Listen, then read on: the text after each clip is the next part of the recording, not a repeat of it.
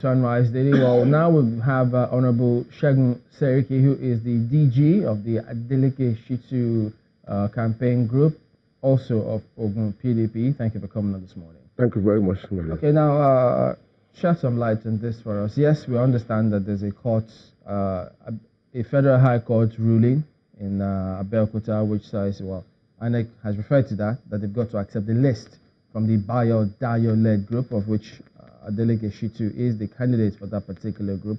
But there are those who then wonder, how does that subsist? Because the ruling is asking INEC to collect the list from the state chapter of the party. And the national leadership of the party has said, look, this goes against the laws. It is the leadership that is supposed to, at the central, that's supposed to provide that list. And that's why they say, look, we're not even going to sign the list from the state. And if INEC goes ahead and does that, as the court says, that will be turning the laws upon its head. Thank you once again for this opportunity. It's quite unfortunate that Honorable are able to decline a mutual discussion that will have put issues in proper perspective.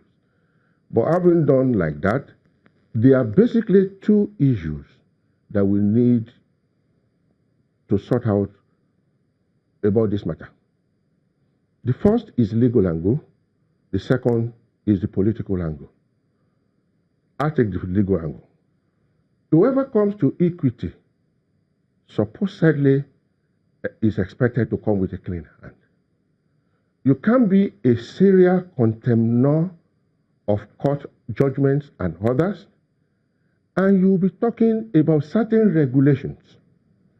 I had patiently listened to my friend and brother aspiring wrongly for the ticket of the party. What do you mean wrongly? Because anybody can aspire, can't they? Wrongly aspire. Why the issue are now like this? Because what we are talking now, if you let me give you background, otherwise we'll be traveling on template created for us by lawbreakers. No, just ignore it. We don't have as much time. Go ahead. Because the issue is this: as far back as 2016, there was a court case of which the PDP was a party, INEC also was a party, and in the judgment of that case, that's the famous Buba judgment they are referring to, it was decided that Bayo-Dayo is the legitimate ESCO of Ogun State. Far-reaching reliefs were given to the Bayo-Dayo ESCO. Fair enough. It was appealed. When it was appealed, it was subsequently dismissed at appeal court. Upon dismissal at appeal court, these folks have applied to the appeal court for relisting of that dismissal. So all that is happening is not pre-election case. It is a case that has been premeditated, and there have been a lot of efforts to manipulate the course of justice. Okay, now, and part of those efforts has been against court judgment, going to NEC for a dissolution, going to convention for a dissolution. These things are not necessary if ab initio, the culture of obeying court judgment, is prevalent in our institution. Let me rephrase the question. We'll get your explanation, and we appreciate you trying to give us a background. But what the national leadership is saying, if INEC goes ahead and obeys that court order, is it tantamount to what they say that, look, that will be the state chapter of the party submitting the list to INEC? Is that the case, yes or no? It's not an issue of is that the case, yes or no. We should be able to commend INEC for being law-abiding. And I put it to you, if INEC goes ahead and disobey a validly subsisting Nigerian court judgment, does that make a reasonable country of us? We're trying to just understand this. That's why I said, don't ask questions.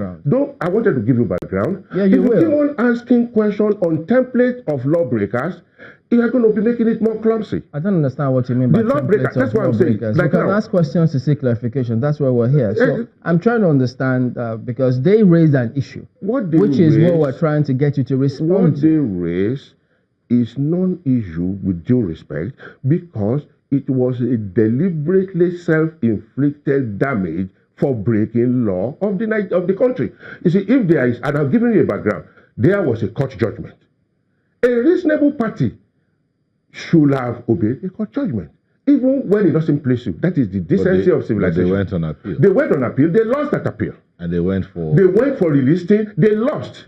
And then they went to the Supreme Court. No, they are not. They are the Supreme Court with that same matter. They are not. They now got to Supreme Court when it's done on them that it's not going to work. Not only that, in the process where we were in appeal and they were disobeying, they were doing a lot of party activities that they willfully, with an unimaginable impunity, disobeyed the court. So, and there's another court where they now came with all they are now saying on television. That's fundamental.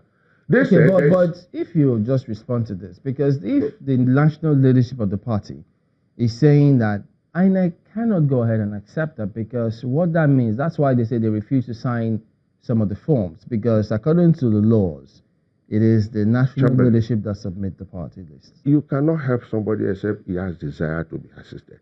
I'm telling you facts. If somebody is talking about elementary regulations, in comparison with fundamental constitutional issue of Nigeria, you don't need to be a lawyer to know those are mundane issues. In other words, you can go to court and then the state go to submits. Court as we are speaking. You see, in April, INEC wrote them that I will be obliged to obey these court judgments. They replied and said, no, you cannot obey the court judgment. That's irresponsible. And INEC also wrote them. And if you see the INEC letter, it's very self-explanatory. There are 1, 2, 3 cases that that INEC was part of this case, you were part of this case. As a responsible institutional citizens, we are supposed to obey.